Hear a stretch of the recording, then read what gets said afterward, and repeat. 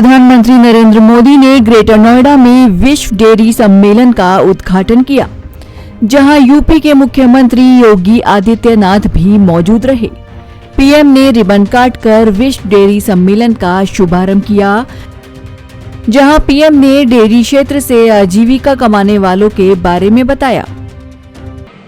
Dairy sector से जुड़े अधिकांश किसानों के पास या तो एक पशु है, दो है या तीन पशु है।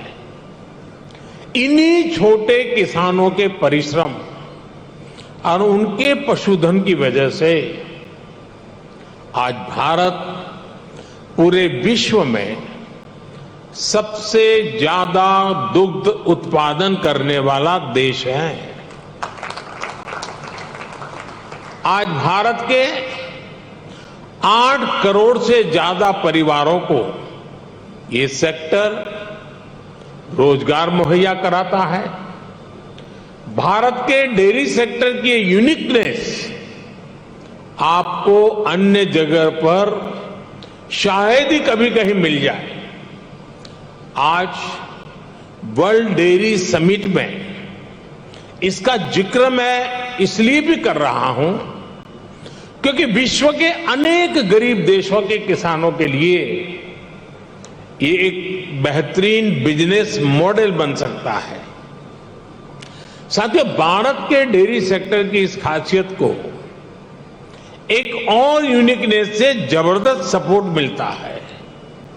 हमारे डेयरी सेक्टर की दूसरी विशेषता है भारत का डेयरी कोऑपरेटिव सिस्टम।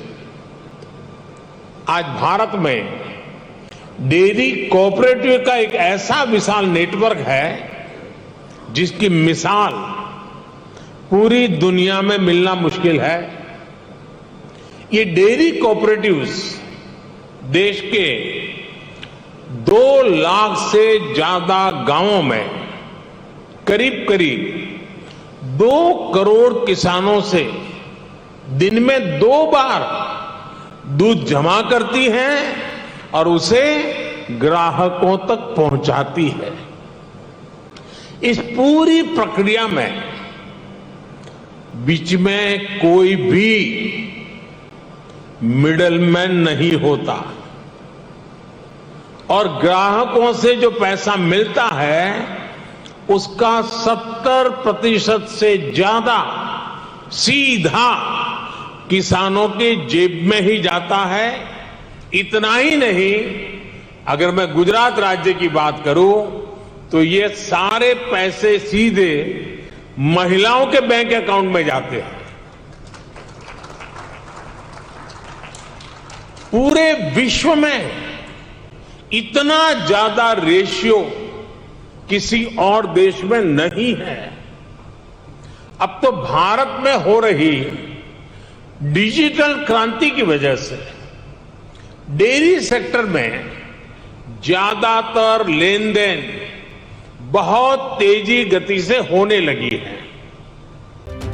बता दें, पीएम ने अपने संबोधन में कहा कि भारत में 8 करोड़ से ज्यादा परिवार डेयरी क्षेत्र से अपनी आजीविका कमाते हैं।